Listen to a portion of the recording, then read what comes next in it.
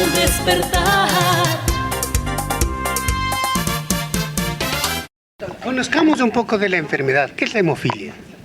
A ver, nosotros tenemos que partir de un concepto de que cuando yo tengo un corte en mi sangre hay una serie de elementos que van secuencialmente activándose. Son los llamados factores de coagulación.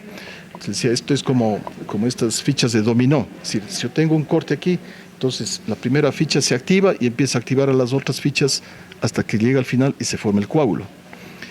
¿Qué es lo que sucede en la hemofilia? Que hay una ficha que no hay. Le quito yo la ficha.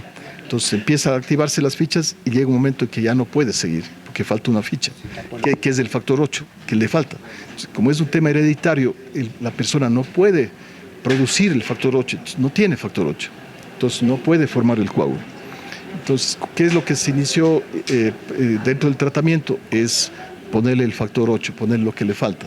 Y ha ido avanzando los tratamientos hasta que actualmente tenemos nosotros la administración de anticuerpos, un producto biológico que lo que hace es coger la ficha anterior y le va y pasea y le coge la ficha posterior y hace que siga el proceso, ya sin necesidad de que haya la ficha intermedia que le falta. Entonces, es una tecnología muy, muy inteligente para llegar al objetivo que tenemos. En todo caso, es importante que estas nuevas opciones terapéuticas que han venido desde hace algunas décadas hasta ahora, tienen que permitir que los pacientes con hemofilia no lleguen a tener discapacidades, porque los pacientes hemofílicos generalmente tienen sangrados y tienen sangrados los más problemas, claro, y el problema más grave son los sangrados en las rodillas, la articulación que más sangra. Entonces, cuando sangra y se repone del sangrado la rodilla, van quedando fibras allí que luego le impiden que se mueva la rodilla. Y son pacientes que terminan discapacitados. Si no se mueren, terminan discapacitados. ¿Cómo darse cuenta que está un paciente ingresando a este grupo? Si hay un niño varón, porque esto se hereda, digamos, ligado al sexo. Es decir, la mujer es la que transmite la enfermedad y el varón es el que sufre la enfermedad. La madre tiene dos cromosomas X. Un cromosoma X está enfermo de la mamá y el otro cromosoma X está sano.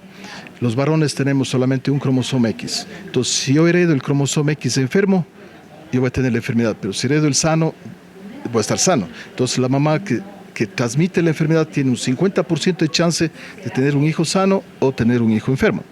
Entonces, si yo tengo en mi familia un niño que de pronto empieza a sangrar de la nariz, que me sangra de la boca, o cualquier tipo de sangrado, yo tengo que ese niño llevarle inmediatamente a un centro de salud para que me investiguen qué está pasando, por qué el niño está sangrando.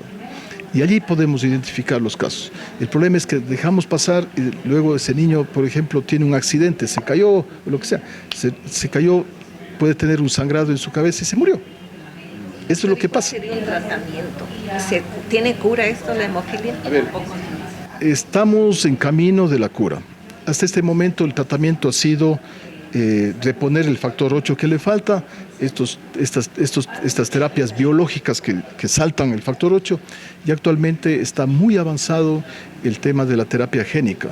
Si yo puedo coger un virus en el laboratorio y ese virus yo le modifico genéticamente para que ese virus vaya al cuerpo y vaya y busque las células que producen factor 8, que están afectadas porque no pueden producir genéticamente, entran a la célula y le cambian la genética de esa célula para que esa célula empiece a producir factor 8.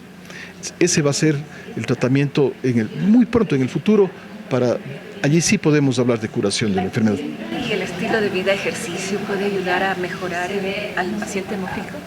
A ver, el paciente hemofílico debe hacer su vida normal, debe hacer ejercicio y todo, siempre y cuando tenga el nivel de factor 8 adecuado. Es decir, yo necesito tener un mínimo de factor para que me permita hacer la vida normal. Si mi factor 8 está muy bajo, cualquier cosa, cualquier actividad que yo haga, o sea, por ejemplo, el hecho de caminar muy fuerte o de tener un pequeño golpe, me va a provocar un sangrado que puede ser grave. Entonces, la ventaja de tener un buen tratamiento es que yo pueda mantener un adecuado nivel del factor 8 que me permita hacer la vida normal. Y eso es lo que debemos llevar. al despertar.